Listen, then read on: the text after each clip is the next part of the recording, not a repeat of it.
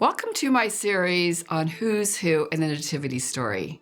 I'm Sandy Laws, and here we're going to talk about notable characters in the Nativity Story, including people and celestial beings. Today, we're going to talk about Zechariah. So let's get started. Now, Luke starts his nativity story with this story about Zechariah and Elizabeth. It's so important. It's in chapter 1 of his gospel. Why is that? Well, let's talk about Zechariah. Zechariah is married to a woman named Elizabeth, and they live in the Judean hillside. Zechariah and Elizabeth are both descendants of Aaron, who is Moses' brother. And because of that, the men are always in are priests. Like that's their heritage, that's their DNA. And so he is serving as a priest in this small town in the Judean hillside. Now the priest also took a tour of duty in Jerusalem for 2 weeks out of the year, where they would serve in the temple.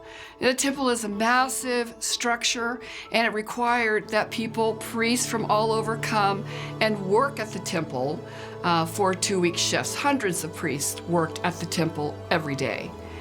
Now, one time when Zechariah was there and they were in Jerusalem staying there for their 2-week shift of duty, Zechariah drew the lot to replenish the incense inside the holy place. And you might say, well, what's the big deal about that? Well, it's such a specific job, and only one priest a day got to go into this holy space. So it was kind of like winning the lottery of job opportunities within the temple. Zechariah draws this lot to replenish the incense. He goes and he gets the compounded incense from a place in the temple, and he walks up the 12 steps to go into the temple proper. Opens the door, walks into this magnificent space. It's 30 feet wide, it's 60 feet long, it's 3 stories high. It is a tremendously beautiful space.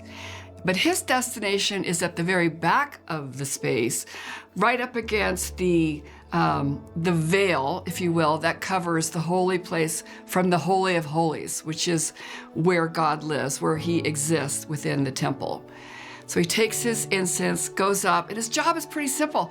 All he's got to do is take the incense, put it in the bowl, and then say a prayer and exit the room. Pretty simple. Hundreds of priests have done it for hundreds of years.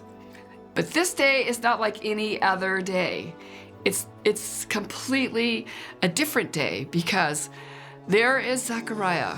He's putting the incense in the bowl. He's doing the job, and he realizes he's not alone. He's not alone, and it's not a person standing next to him. It's Gabriel, an angel. Shocking for him, because he's seeing a heavenly being right in front of him.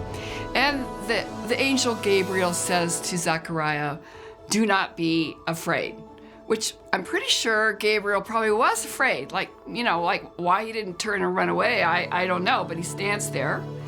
And then Gabriel delivers this amazing message to him that you and your wife, Elizabeth, will conceive a son, and his name will be John. Who is John the Baptist? Now, this comes as a surprise to Zechariah, because you know what? He's old, and so is his wife. His wife, Elizabeth, is beyond childbearing years. Even though they had prayed and prayed to have a child, it just hadn't happened. But now, here's an angel saying, you're going to conceive a son. And he's thinking, really? I mean, I'm surprised. Like, I don't know, are you sure? And that he pretty much says that to Gabriel. Are you sure? Now, this doesn't go over well with Gabriel. And Gabriel says, kind of in a testy way, like, who are you? Well, let me tell you who I am. I am Gabriel, and I stand in the presence of God, as in, I'm here on his authority, and you really should pay attention to what I'm saying. But because you're questioning what I'm saying, I'm going to render you mute, which is what he does. He strikes a mute, which is feels a little like a harsh response, but nevertheless, that's what happens. Zechariah leaves the temple. There on the steps are Elizabeth and others, and they realize something unique has happened. He's had some kind of a holy vision. And the couple goes back to the Judean hillside where they live their lives. Elizabeth does conceive a child, and she stays kind of in the shadows, if you will, or at their house for several months. And eventually they have the child. And at the moment they're deciding what to name him, Zechariah gets his voice back, and he says his name shall be John. So we see this special couple who are the parents, the earthly parents of John the Baptist. And oh, by the way, Elizabeth is also related to Mary, the mother of Jesus. But we're going to talk about her at a different episode. I think that the story here is about Zechariah and Elizabeth, their prayerful request year after year, month after month about having a son.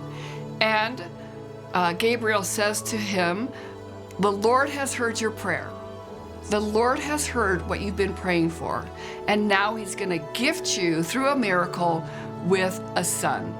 And I think that's an amazing story. It kind of speaks to me about how we should actually pray continuously for the things that we want in our life that is aligned with God's will, and that through prayer he will answer our prayers and give us what we want. I think their obedience and their long-standing faith, their lineage, all of that really matters in the story.